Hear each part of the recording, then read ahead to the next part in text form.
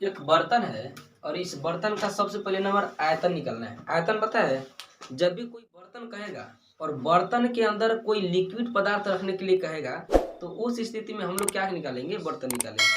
या कोई चीज रखने के लिए कहेगा कहेगा कि एक बड़का ड्राम है और उसमें पानी कह देगा, पानी रखने के लिए कि इसमें कितना पानी आएगा, उसका साइज बता देगा कि उसका ऊंचाई क्या है, उसका त्रिज्या कितना है। तो उस स्थिति में बताओ, कहा जाएगा इसमें पानी कितना रखा जा सकता है, तो हम लोग क्या निकालेंगे, उसका आयतन निकालेंगे। आयतन नहीं कहेगा लेकिन समझना होगा क्या आयतन निकालना है, समझाया।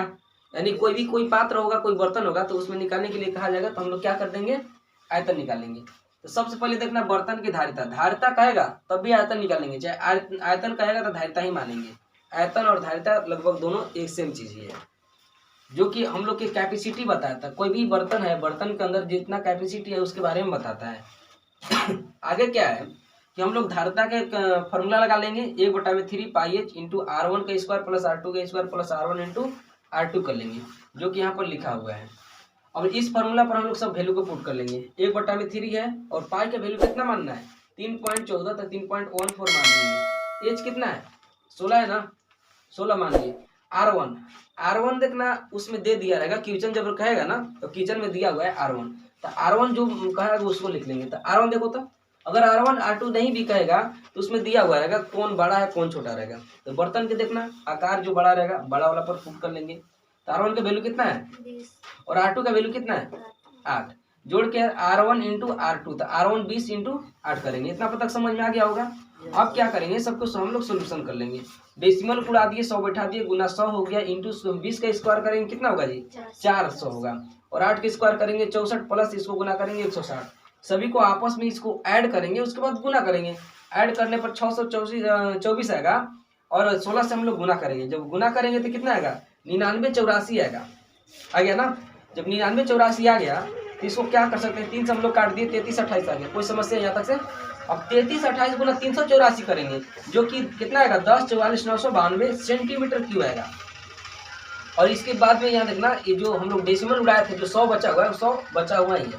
हम लोग 100 बचा कर इसलिए रख दिए ताकि काटने में सहूलियत होगा। अगर 5 अगर बचा कर रखते या 15 आ जाता तो भागा देने में समस्या होता ना। तो जब भी अगर सामने अगर 0 0 वाला बट्टा में है तो उसको बचा कर रखना, लास्ट में जो कुछ होगा उसको गुना कर लेना, और भागा देने के मामला में इसको बचा करके ही रखना 0 वाला। इसलिए गुना दे जाती, भागा देना बहुत आसान हो जाता है। जब नीचे सिर्फ 0 0 रहेगा ना तो भागा देना बहुत आसान हो जाता है, खाली डेसिमल गिन करके बैठा देना रहता है। ठीक है। अब देखना जब इसको भागा दे दिए, देखना 100 था ना, 00 था, बस डबल अंक के बाद डेसिमल बैठा दिए, कितना आसान हुआ अगर भागा।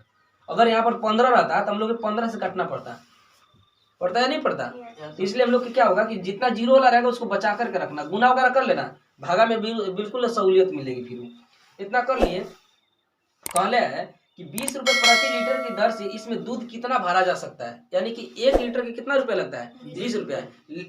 लेकिन जो इसका हम लोग धारिता निकाले हैं, कैपेसिटी निकाले हैं, वो सेंटीमीटर में है। किसमें है, सेंटीमीटर में। तो सेंटीमीटर को पहले हम लोग लीटर में बदलते हैं, तो लीटर में बदलने के लिए 1000 से भागा दे दिए, और 1 लीटर के क्या रुपया लगता है 20 रुपया, 20 ले गुना कर दिए। और जो 100 पहले से था, 100 पहले से था उसको तो यहाँ पर भागा काट करके ला दिए, लेकिन फिर डेसिमल आ गया, डेसिमल को उड़ाएंगे, फिर 100 बैठा दिए ना। अगर हम यहाँ पर 100 नहीं भी बैठाते, डायरेक्ट हम लोग डेसिमल में ही लेते तो कोई दिक्कत था नहीं, लेकिन फिर से हम लोग के डेसिमल यहाँ पर लेना पड़ेगा। यानी कि कितना, इसको भागा दिए तो डेसिमल है ना, तो इसको रखेंगे बटा में, डेसिमल उड़ाएंगे, 100 आ गया और 1000 से भागा दे दिए। टोटल गुना करेंगे, 0 से 0 कट गया, नीचे 10,000 बच गया, गुना करेंगे तो कितना आएगा 20 89 984 आ गया। अब नीचे में देखना 2 2 4 गो 0, 10,000 आया ना। अब इससे भाग देना कितना आसान है, आसान है या नहीं है। सिर्फ कितना अंक है, 4 0 है ना, तो बस 4 डिजिट के बाद 1 2 3 4 डिजिट के बाद हम लोग डेसिमल बैठा दिए। लगभग 208.9984 रुपए का खर्चा आता है। लगभग 99 किसके करीब है, 100 के करीब है। तो 99 को हम लोग 100 1 मान सकते हैं ना। तो यहाँ कितना 208 था, इसमें 1 बढ़ा दो कितना हो जाएगा 209 होगा। तो 209 रुपए कितना क्या आ गया, इसमें जो दूध होगा उसको पैक करने का खर्चा गया। अब सबसे पहले अब ये इसमें एक बात और कहा गया है कि इस बर्तन को बनाने में प्रयुक्त जो धातु है, हाँ, इस बर्तन के प्रयोग में जितने धातु लगा हुआ है, धातु बना यानी कि धातु जो बर्तन बनाने में लगा हुआ है ना, उसका खर्च क्या होगा। इसको कैसे निकाल सकते हैं? जब भी धातु और इसका खर्च कहेगा तो हम लोग क्या करेंगे, जो धातु का बर्तन बना होगा क्या इसके अंदर भी होगा कि खाली किनारे किनारे होगा? अंदर होगा तो बताओ बीच में खोखला जैसा होगा कि नहीं होगा? जो कुछ होगा बारी बारी एक परत टाइप का होगा, होगा ना। तो हम लोग क्या करेंगे, इसका पृष्ठीय क्षेत्रफल निकाल लेंगे, बर्तन का पृष्ठीय क्षेत्रफल यानी कि वक्र पृष्ठीय। वक्र मतलब होता है जो खोखला होता है ना, खोखला बारी बारी का होता है, तो वक्र पृष्ठीय क्षेत्रफल निकालेंगे, जो कि फॉर्मूला होता है pi into R1 plus R2 into L होता है। अब समझना, पाई की वैल्यू सबको के पता होगा, बशर्ते देखना पृष्ठीय क्षेत्रफल निकालने के लिए क्या चाहिए हम लोगों को, एल चाहिए, जो कि इस फॉर्मूला में कहीं दिया हुआ है, एल का वैल्यू नहीं है, एल का वैल्यू नहीं ना है। तो हम लोग क्या करेंगे, तिर्यक ऊंचाई शंकु के जो होता है निकाल लेंगे एल का वैल्यू। तो एल का वैल्यू क्या होता है, H square plus R1 minus R2 का होल स्क्वायर, ये नहीं होता है। तो एच कितना दिया होता, 16 दिया होता, 16 रख दिया और 20 से, यानी कि R1 का वैल्यू 20 था और R2 का वैल्यू 8 था, रख दिए ना। दोनों को हम लोग माइनस करेंगे, 12 12 की स्क्वायर 144 और 16 की स्क्वायर 256। तो एल का वैल्यू कितना आ गया, अंडर रूट में 400 और 400 का वर्गमूल निकालेंगे, कितना होगा 20 होगा। अब देखना करेंगे क्या, अब फिर से हम लोग इस बर्तन के वक्र पृष्ठीय क्षेत्रफल बराबर फार्मूला लगाएंगे और फार्मूला लगाएंगे, यहाँ पर रख दिए pi into R1 plus R2 into L रख दिए। पाई की वैल्यू कितना होता है 3.14 इंटू 20 प्लस 8 इंटू 20 कर देंगे, 20 और 8 28 होगा, 28 गुना 20 करेंगे, 28 गुना 20 कर दिए। हम लोग क्या करेंगे सहूलियत के लिए, 28 के पढ़ा तो याद नहीं होगा कोई के, सिर्फ सहूलियत के लिए हम लोग काटे, नहीं तो काटने के लिए 0 से 0 काट सकते थे और 2 से इसको भी काट सकते थे ना, लेकिन गुना को सहूलियत करने के लिए हम 28 को काट करके छोटा कर दिए, 14 कर दिए।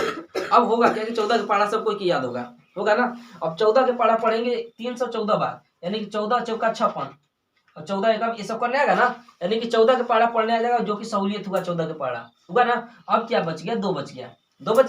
अब 2 के पढ़ा पढ़ना भी सहूलियत तुम लोगों को होगा। अब 2 से जितना होगा पढ़ा पढ़ जाएंगे, कितना 87 92 आ गया, बटा में 5 है, 5 से भागा देना भी आसान होगा। ऐसे क्या करते हैं, अगर हम लोग 28 से गुना करते, 28 से अगर गुना कर लेते और नीचे में बचा करके 100 रखते, तभी भागा देने में आसान था या नहीं था। लेकिन हम लोग क्या किए कि गुना करने के लिए सहूलियत बना लिए, छोटा कर लिए। अब क्या करेंगे, 5 से भागा देंगे, कितना आ गया 1758.4 आ गया, कितना सेंटीमीटर स्क्वायर आ गया ना। अब देखना है क्या कि ये जो बर्तन है इसमें ऊपरे वाला जो भाग है वो तो खुला है ना। जो बर्तन होगा, बर्तन के क्या तली में भी धातु लगा होगा नहीं लगा होगा। तो उस धातु का यानी कि बताओ जो बर्तन होगा वो गोलाकार बर्तन है, तो गोलाकार है तो क्या वो एक वृत्त आकार के बनता है, वृत्त नहीं बनता है। तो हम लोग क्या करते हैं, इस वृत्त का क्षेत्रफल निकाल लेते हैं, सेकंड वाला यानी कि नीचे वाला की गाली। तो पाई R2 का होल स्क्वायर, तो पाई R2 का होल स्क्वायर करने का मतलब पाई के वैल्यू कितना है 3.14 इंटू R2 कितना 8 है ना, 8 का डायरेक्ट स्क्वायर कर दिए 64 आ गया, गुना करेंगे 200.96 आ गया। अब करेंगे क्या कि हम लोग टोटल पृष्ठीय क्षेत्रफल काउंट कर लेते हैं, पहले पूरा ही बाहरी बारी क्या प्लस में नीचे वाला काउंट क्षेत्रफल कर लेते हैं। तो कुल मिलाकर के कितना होगा देखो, तो यहाँ पर 1758 टोटल आया था, ये बाहरी बारी जितना था, और नीचे वाला कितना आया 200.96 आया, दोनों को जोड़ेंगे तो कितना आ गया 1959.36 आ गया।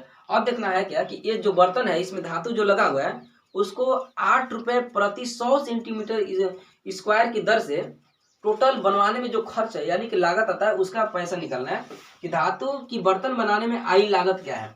तो टोटल जो क्षेत्रफल है ना उसको कितना से गुना करेंगे, 8 रुपए से गुना करेंगे। लेकिन एक बात याद रखना, उसको 100 सेंटीमीटर पर 8 रुपया है ना, 100 सेंटीमीटर के लिए कितना देना पड़ता है 8 रुपए। तो हम लोग 100 से यहाँ पर भागा भी दे देंगे, और 2 जीरो कहाँ से आया, तो यहाँ पर पॉइंट था ना, डेसिमल को उड़ा दिए, 2 जीरो और आगे, कितना जीरो हो गया यहाँ पर 4 जीरो हो गया। अब देखना भागा देने में तुम लोग की सहूलियत होगी, 8 से पहले नंबर गुना कर लेंगे, ये 8 से गुना करेंगे कितना आएगा 15 67 488 आ गया, नीचे में 4 गो जीरो है, 4 गो जीरो से भागा देना बहुत आसान हो गया। 1 2 3 4 अंक के बाद यहाँ पर डेसिमल बैठा दिए तो लगभग 156.748 रुपए के आसपास आ गया, इतना आ गया ना। अब यही हम लोग का आंसर होगा, समझा यार।